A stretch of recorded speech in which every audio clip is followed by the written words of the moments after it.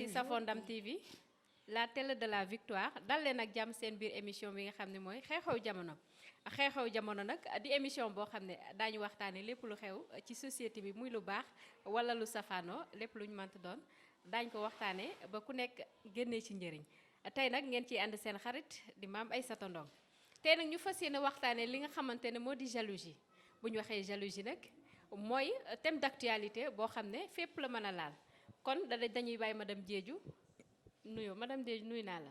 maa ngi lay fay di kontaan ci dalal bi ngeen ma def ci seen télé bi. muy Ndam TV. télé numérique. di kontaan di ziar internet yëpp ni ñuy xool. di leen nuyu di nuyu waa Sénégal yëpp. di leen wax bismillah dal leen jàmm ci kër gi. dal nañ jàmm ci kër gi madame Diédhiou li ñuy waxtaanee tey nag xam nga thème d'actualité la. mooy jalousie fépp lay laal. dëgg la ba tax na bu ñuy wax jalousie ana lan nga ñuy wax mën a wax ci mbirum jalousie. waaw di la wax ne thème bi ñuy waxtaanee muy la jalousie. thème bu am importance la. moom la ñuy wax ci olof fiiraange. fiir mu nekk thème boo xam ne neex na pour discuter yomb na yombul. mu nekk aussi sujet boo xam ne dafay xaw a large. ndax ku ne xam na ne jalousie. dafa bëri facette. waaw fiiraange de un loo xam ne la baaxul. mun nañ ne it baax na. ndax forme yi dañoo bëri. fiiraange tey dañ koy gis ci diggante baay ak doom. baay dina fiire doomam. mu nekk sentiment bu naturel. foofu du ñu mën a jàpp ne fiiraange lu bon la. parce que day ñëw taxawaayu protection. waajur bu am sa doom. da nga koy protéger. di ko nemmeeku xam sa doom ci lan la nekk ci lu muy dox. ak ni jamono bi méttee. pour mun ko aar. kooku yàlla nangu na ko. fiiraange aussi ñëw nekk loo xam ne day nekk benn sentiment bu xaw a doy waar. bu féetee côté bi may bëgg a wax nii. mooy par exemple jalousie en tant que tel. day dem ba nekk iñaan. man tey mën naa nekk. ak sama benn naataango ñu nekk benn place par exemple di liggéey. mu ëppale ma fa situation gën a baax mu gën ma placé. li ko yàlla may neexuma. kooku jalousie la. te su boobaa iñaan lay doon. su boobaa du baax. fiir nag dafa nekk sentiment boo xam ne dafa naturel ci nit. jalousie bu demee ba ëpp. baax na nag ndax nit dafa war a fiir. day nekk fiiraange dina nekk fiiraange diggante ñaar ñu bëggante. ku am sa waa góor gu am tey sa soxna. war nga ko fiire lu dagan la. parce que da nga ko war a contrôler. da nga ko war a sëyloo. xool fu muy teg tànkam ndax dañ la ko jox. may la ko dénk la ko. kooku sentiment bu naturel la. te lu baax la. mais li nit di fiir. loolu la rabu àll di fiir. mais bu nit bu ëppee. mu friser l'animalité rek. dafay doon lu xaw a doy waar. mooy waral des fois nit fiir ba déborder. tey da ngay gis jigéen joo xam ne dañ ko takkal wujju. mu fiir. munul partager jëkkëram. mu am nu mu ko manifester. di nga gis koo xam ne tongu na jëkkëram mer na. di nga gis koo xam ne dem na ba jël xeme tuur ko jëkkëram. kooku mooy fiiraange bu ëpp bi par exemple. waaw moom foofu la ñuy waxee daal. mu dem ba nekk. nit ki day mel ni animal te tey. su borom kër gi yàlla na yéex génnoon àddina bokkoo ko kenn nga nangu ko. waaye munoo koo nangu tey. bokk ak keneen. loolu moo tax fiiraange dafa doy waar. d'accord fiiraange dafa doy waar kon madame Diédhiou ana lan mooy waral nit di fiire nit ci facette bu mënta nekk nag am na ci biir famille. am na ci diggante. jëkke ak magu jabaram wala rakku jabaram. dëgg la am na ci biir ñi nga xam ne sax ñoo bokk ndey ak baay. te muy dëgg. doom yi dañuy fiirante seen biir. dëgg la am na ci tamit wujj yi. ñoo xam ne ñoo jur doom yi. ñoom ñëpp dañuy même ci société bi sa entreprise sax day am. dëgg la lan mooy waral loolu madame Diédhiou. waaw mooy comme li ma la wax sànq rek. ak aussi tey dañu war a yar xale yi. lépp day commencer ci début bi. éducation de base dafa am solo ci lépp. ak diine lu am solo la. fiiraange ci yàlla suñu borom sax bëggul ko bokkaale. donc sentiment bu naturel la. mais dañ ci yar nit mooy comme li ma la wax. ndax tey yow bu ngeen nekkee ci benn kër di wujjee comme par exemple kër gu bëri nit. tey su doom ji jëlee pay nga woo sa doom yow dóor ko ne ko tey foog nga jël ko. daf koy teg bët. te amaana par exemple seen xel yi tolloowul. wala dara loolu ci yarin bi la. donc booy yar sa doom danga koy jox inculquer ay valeur yar ko ci jikko ju baax. jomb naa lii lañ daan wax. nit du mat mais da ngay loolu début éducation la d'abord. da ngay yar nit dogguma la madame Diédhiou ci anam bi nga xamante ne ki nga xam ne jëkkëram daf ko wutal wujju waaw mu jël matériel ci biir kër gi di ko toj di ko tasaare loolu ban jalousie lan la ci moom waaw boobu maanaam ban iñaan la ci moom waaw mooy li ma la wax day rek bañ a sekk ak nit ki wala day bañ jëkkëram lu mu moom mu bokk ko ak keneen wala waaw loolu sax mu ngi ci mais de un sax dafa bëggut a bokk jëkkëram kenn parce que daf ko bëgg c'est normal ñëpp a fiir am na koo xam ne dañ koy exprimer de plusieurs manières rek am na koo xam ne day toj kaas mais am na koo xam ne tojul kaas dafa noppi waxul mais lu bëri dana wàññeeku ci digganteem ak jëkkëram am na koo xam ne dana la defal lu mu la war a defal mais lu bëri yow di nga xam ne sama digganteeg sama soxna si lu bëri wàññeeku na ci te li ma takk moo ko wóor moo ko taxal léegi nag ki mer di toj kaas ak ki jël acide di tuur mooy li ma lay wax fiiraange bu ëpp fiiraange su ëppee dafay yàq mais fiir c'est naturel ci nit mais su ëppee rek yàq mais nag lépp lu ñuy wax rek mooy dès le début comme ni nga ko waxee teel di yar say doom yar rek ci valeur lu baax ak fi ma dellu see ci yow diine diine dafa am solo soxna si diine dafa am solo diine dafay defar nit diine mooy njëkk te mooy mujj te loolu dinaa ko gën a waxaat ci partie solution yi diine mooy njëkk te mooy mujj da ngay yar sa doom ci diine diine tere na la iñaan tere na la soxor boo waxee sax ñu jël terme bi ku iñaan da nga yab yàlla waaw parce que iñaan baaxul suñu borom bu demee ba ne ku iñaan du dugg àjjana kon iñaan baaxul te am na léegi jalousie bi ngay gën a wax sax forme iñaan bee gën a taxaw waaw parce que waajur bi aar doomam ba tax mu fiir di ko topp loolu lu ñu mën a gérer la frère buy fiire sœuram bul def ni da koy aar kooku xëy na dina ko aar mais liñ ci dégâts yi mooy gën a minime que su fekkente ne dafa def jalousie bi foofu envie la moom la tubaab di wax envieux les envieux yàlla bëggu leen parce que baaxul mais madame Diédhiou ba tey ci biir fiiraange tey ji sama jëkkër am rakk bu jigéen kooku di ma fiire wala sax goro gi sax day fiire goroom waaw mooy li ma lay wax rek ak yàqu-yàqu ak mujjum jamono mooy li ma lay wax yar jikko foofu lépp day dellu ci jikko il faut mu dellu ci jikko su rafetul fu mu dem day feeñ jikko mooy nit mais ba ki nga xam ne sa jabaru mag la wala waaw sa jabaru rakk waaw parce que sa rakk am na teraanga muy sol chaque jour jasmin di sol robe munoo ko supporter da nga iñaan forme iñaan moo gën a taxaw léegi ci fiiraange gi loolu la tey kii jalousie bi nga xam ne dit ak jëkkëram la sax ba tuur ndox sa iñaan la parce que xëy na yow amaana sa jëkkër la tax mu dem du ne yow bañu la mais góor moom ku ne xam na ne complémentarité la ci sëy peut-être lenn manqué na ko fee retrouver na ko quelque part bu ko boolee ak sa bos mu baax mais yow doo ko mën a supporter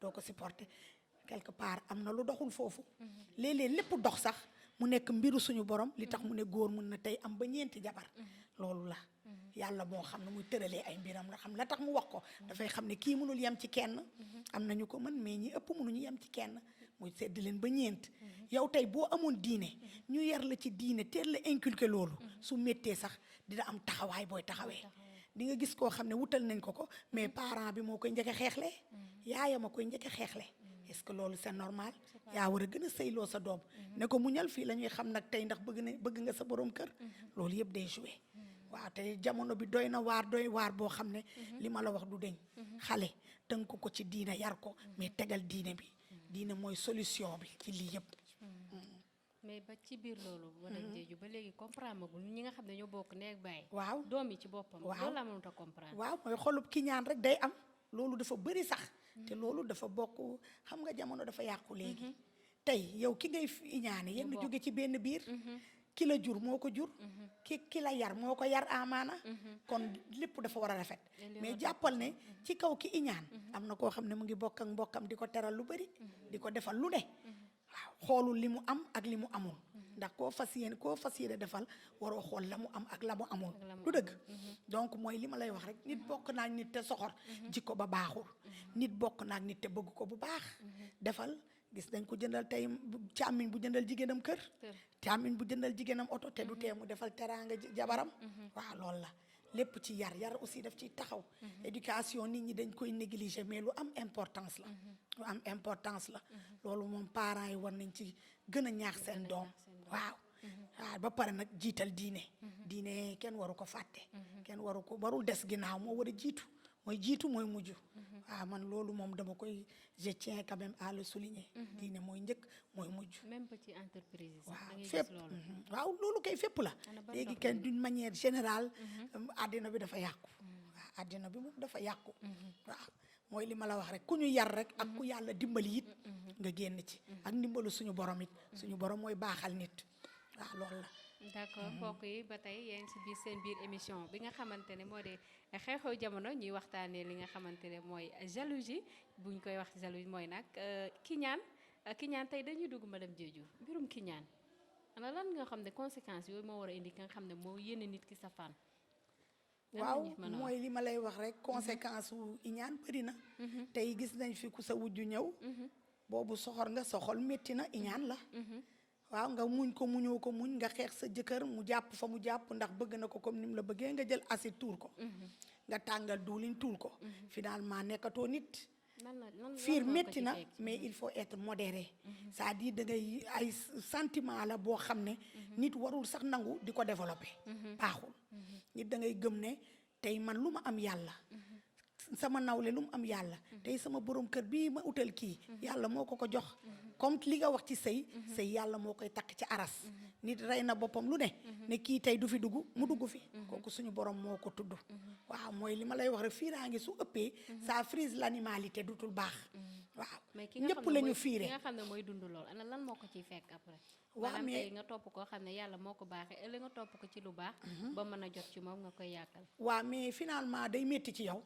surtout tey bu fekkee da nga koy def koo xam ne yaayam daa liggéey. kër papam yaayam dafa sëy bu rafet. yaayam da ko ñaanal. yow kooku nga topp ren da nga koy yàq. yow sa xol dina métti. te kooku du yàqu. après finalement ki iñaan moo sonn. doo am lu la neex. te ki iñaan du talati boppam sax. parce que chaque jour yaa ngi xool nit ki lim am. tey soo ne métti na nii nga xëy gis comme tey mu gaare oto.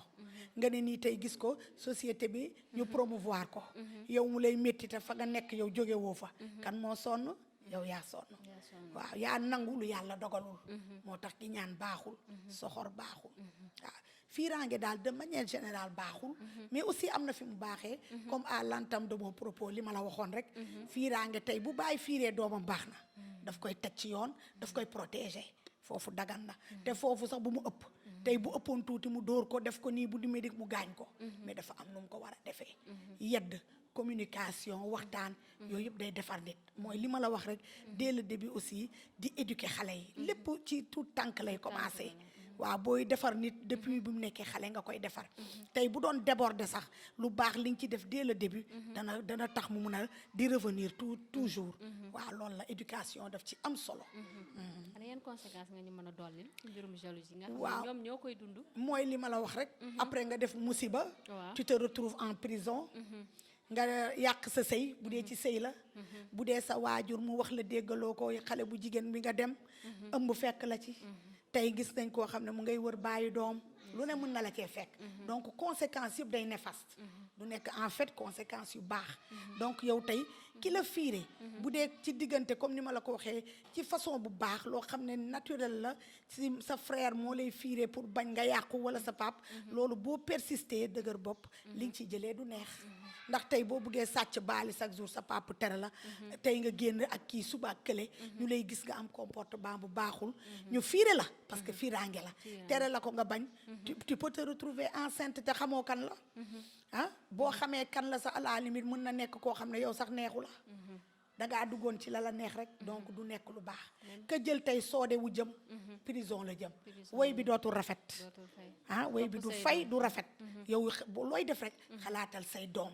réfléchiral di nga toll foo xam ne métti na ci xol mais xel ngay demee xel dafa am solo ak di muñ mooy li ma la delloo ci diine rek muñ ku muñ rek yàlla ànd ak yow waaw tey ki jëkkëram tey utal wujju bañu ko bëgg na ko di nga gis ñaareel boo xam ne exemple laa lay jox mais yóbbulul aaw bi dara yàlla moo ne rek mooy boole ay nit moo leen boole woon ci benn kër ngeen bokk seen wërsëg donc est-ce que lu ñaaw xeej na fi est-ce que tuur duuli xeej na fi tey sa morom bu la rombee ngay yàq deram rek toog ci ginnaawam lu mu am na nii def na nii xolub iñaan mu lay romb di dem yow fooy nekk ci ginnaawam rek di wax en fait da ngay tardé doo nekk sax ci sa yëfu bopp te nit jamono jii toll nañ foo xam ne ku nekk da ngay tal sa bopp talal liggéey mooy li ma lay wax toujours delloo naa la ci yàlla liggéey jaamu yàlla la boo talee liggéey ñëwee nekk sa kër am na yu bëri doo ko tal yenn jotaay yu inutile yi bu dee jigéen ji doo ko tal ba war a mën a dem xool sa morom la mu am ak la mu amul nga ciy teg sa bët bay soxor boo lijjantee sa bopp lijjanti sa njaboot rek defe naa doo tal sax xool keneen ba yenn yi sax di la ci fekk nit day yar boppam booy màgg da ngay war a ànd ak sagesse lu défaut bu nekkoon ci yow ngay jéem a lutter loolu njëriñu gudd fan la waaw yàlla nañu ko yàlla may duñu may daal xolu baax waaye ki ñaan moom baaxul fen ki ñaan tamit méngewul ak ñàkk a doylu parce que ki am nga koy iñaane est-ce que tamit du ñàkk a doylu léeg-léeg sax nga gis koo xam ne loolu ci la mais da ngay gis koo xam ne sax am na des fois sax mu ëppale ki muy iñaane bien sûr am na waaw am na ñoo xam ne bu ñu amul lu ne gàññit am nañ sutura tey bu ñu génnee amuñu dara seen biir kër tey bu ñu la rombee macha allah bu ñu la rombee da ngay yaakaar ne ñàkkuñu dara dañ leen yar ñu nekk ci seen sutura toog kay gaare otoom sax gis kële amul oto mën na iñaane sax ka amul oto kookoo ko gën a dal sax gën ko doylu moom mu ngay daw ci leneen mu ngay wut ca leneen mu ngay xool sax kee la mu am te kee dafa doylu rek doylu daf ci baax mooy li nga wax kon xol yi daal ñoo yàqu daal waaw xol yee yàqu xol yi moom boo bëggee dégg dëgg yàqu na trop yàqu na yaxet jamono moo yàqu sax nag mooy waral li ma lay wax rek ku ci am sa doom daal yàlla mooy baaxal nag waaye waslu ci àq def ci lu baax waslu ci àq teg leen ci yoonu siraatal mustaqim teg leen ci diine ngay nekk yow it ci lu baax ñu di la ci xool di la roy waaw su yaay jay toog ca buntu kër ga ku romb mu wax ca moom doom ja di ko dégg bu ko defee wàccul yoon ba donc nit dangay am comportement bu baax say doom it di la xool di roy ci yow waaw défaut boo gis ci ñoom ngay jubbanti di dindi di ñaan yàlla baaxal leen ndax tooguñu rek ci sa ron dañuy dem école ànd ak keneen kooku est-ce que jikkoom bi baax na yooyu yëpp daf ciy jouer donc nit daal da ngay am éducation moo tax ñu ciy ñaax parents yi waaw ñuy éduquer xale yi di leen jéem a jubbanti depuis xale bañ leen teg ci mbedd mi ñu ne fa rek waaw di denc ci biir kër yi di yar di leen dugal ñu jàng arxuraan diine bi moom duma ci wàcc di wax dëgg yàlla loolu la diine bi doo ci wàcc di waaw waaw ci seen biir émission ba tey di xew-xew jamono mën ngeen ko seetaan à travers sur l'internet YouTube et Facebook tey madame Diédhiou bu ñuy wax ba tey ci mbirum jalousie bëri na torop mais tey ana lan ngay conseil ñi nga xamante ne ñoo ciy dund wala dundaguñ ko wala ñi nga xamante ne nu ngi ciy bàyyi xel pour ñu gën cee góorgóorlu yan solution ngañ koy indi la waa xanaa muñ rek muñ ndax tey yow mi jigéen boo doon fekki ki ngay fekki xamuloo ko xamoo jikkoom xamoo ndax capable na par exemple tuur la xeme waaw àndal ak sa dal sa teey saa sa dañuy wax na xamoo li ko yaayam boot wax kay xamuloo li ngay fekki donc muñ ak bàyyi xel ak muus foo munti nekk da nga ci ànd ak sa xel ànd ak muus ñii nag nga xam ne nag seen xol rafetul moom am na ñoo xam ne ala kulli xaal kenn mënu leen changer waaw mais yow mi nekk ak ñoom baaxal ji leen lu baax nit daal da ngay dox ci lu baax jéemal dox ci lu baax bul ñëw ci tendance xuloo comme ni ko famille di defee loolu dafa xewi jamono ji defe naa jamono liggéey la waaw ba pare fonk doomu aadama ku ko fonk rek yàlla teral la ñu bëri ñu ngi am teraanga du dara waaw am na ñaan waajur waaye fonk yi doomu aadama ndax doomu aadama yàlla ci la def lépp waaw nit moom ku fonk doomu aadama doo ko xool di ko def lu bon waaw da nga ko war a sax ragal mooy li ma la wax rek toujours diine mu ngi taxaw toujours doomu aadama la warul ñeme moromu doomu aadama am bien sûr daf ko war a ragal parce que doomu aadama lu kem taange la waaw lu kem taange la ñoo xam ne comme niñ ko waxee laal nga laalaakee lañ ko waaw loolu la rek des fois mu métti ci nit fekk la mu def la waaw léeg-léeg nit am lu ko métti nga koy yërëm fekk dafa am lu mu liggéey xëy na loo xam ne moo waral loolu waaw moo tax àddina toujours rafetal rek ak rafetal jikko xam nga ne ku dem ba iñaan soxor yooyu yëpp jikko la rek waaw yàlla nañu yàlla may jikko bu rafet loolu dafa am solo daal jéem a rafetal jikko boo nekkee kuy def lu bon yow nga jéem a def lu baax parce que lu baax rek ay payam lu bon it lu bon rek moo la ciy fekk baaxul waaw loolu la te iñaan yàlla bëggu ko su waxee ne ku am xolub iñaan doo dugg àjjana waaw du waxantu te baaxul te li mu namm ci jaam bi nit munu ci dara ki iñaan sax munu ci dara kon nangul ko àndal xol bu laab waaw loolu dafa am solo. mais na ñi nga xam ne madame Dieye ñoo bokk benn yaay benn pap lan ngay conseil ñooñu nga xam ne ñooy dund safaat boobu. waaw non xanaa dafa am ñu nga xam ne mooy li ma lay wax rek bon sa bonu bopp rek waaye ku ne xam na ne mbokk alalu yàlla la mbokk alalu yàlla la bu demee ba ñu ne suñu borom nee na ku dog mbokk ma dog la loolu du waxi caaxaan mbokk ñu ne la ku koy dox sax da ngay gudd fan kooku macha allah ku am sa mbokk da nga ko war a jàpp ku jàppul sa mbokk keneen mu ngi jàpp mbokkam donc ci émission bi peut-être ñi may seetaan ku ci amoon sa mag sa rakk ngay xiiroog moom di ŋaayoog moom occasion ngi ni soo dégloo lii nga jéem a baax jéem ko bëgg amaana sax la nga koy iñaanee di ko yàqal jege ko bëgg ko sax am lu bari ci moom mu jàppale la waaw loolu dafa am solo ba pare yàlla sax jàppale la yàlla kontaan ci yow ku jokk bokk def lu baax ci sa mbokk daal doo ko rëccu te ñépp ñu koy def rëccu wuñ ko yokkute rek nga ciy am donc lu bon baaxul waaw nit daal foo mën a nekk defal lu baax daal la moom la yàlla santaane te ñaar moo am baax ak bon waaw nit kuy dem nag ba ci yàgg boo bonoon sax jamono ji war nga mën a yar sa bopp waaw télé yaa ngi yeetee comme lu mel ni Ndamli TV ñëpp a ngi yeete nit ñi di ci déglu nit ñi war nañ mën a yeewu jamono ji du jamono bon du jamono yàq jamono liggéey la ak jaamu yàlla dafa am solo waaw am na solo kon mbokk yi seen émission bi nga xam ne moo di xew-xew jamono moo leen imbiloon tey thème bi di mbirum jalousie kon nag xam naa waxtu bi dem nañu dañuy bàyyi madame Diédhiou rek mu tàggatoo. waa xanaa di kontaan rek ci invitation bi ñëw bi ngeen ñëw sama kër kontaan naa ci Ndam TV di ñaan yàlla na yàlla def leen ngeen yokku yàlla def jàmm ci Sénégal yàlla dindi xolub ki ñaan ci bépp mbindeef ñëpp jaxasoo nekk benn Sénégal am jàmm bu ñu xëyee toujours ñu gis jàmm rek te di ñaan waajur yëpp ñu jéem a teg seen doom jàngal leen alxuraan karim mooy lépp mooy commencement mooy fin mag sax soo ko munee soo woowee ku la jàngal mu jàngal la jàng du wees looloo taxoon yonent bi sallallahu alayhi wa sallam ne xam-xam mun nañ ko uti ba Chine lii moo taxoon xam-xam këram àjjana la safaan gi alal bi ñu tax nit ñi daw moo waral iñaan ak yëpp këram safara la rek amul benn solo na nit ñi jéem a tegu ci yoonu siraatal mustaqim dellu bu baax ci suñu borom te xam ne moom mooy commencement mooy fin di boole aussi fépp fu ñu nekk ñu ànd ak muñ waaw loolu dafa am solo kontaan naa maa ngi leen di sant di leen gërëm di ñaanal waa Sénégal yëpp jàmm ak àddina bi yëpp merci beaucoup jërëjëf kontaan nañ madame Diédhiou te gën a kontaan invitation woon na trop sonal nañ la tàng na yaa ba gën a xam macha allah kontaan nañ waaw di gërëm sama caméraman yi di Zal ak Adi macha allah maa ngi leen di jaajëfal bu baax a baax ci dérangement beeg dox bu métti beeg kon mbokk yi lii lañ leen indiloon seen biir émission bi nga xam ne moo di xew-xew jamono daan waxtaane li nga xam ne mooy jalousie kon fii la du feneen sur la Ndam TV di la télé de la victoire d'ici là portez-vous bien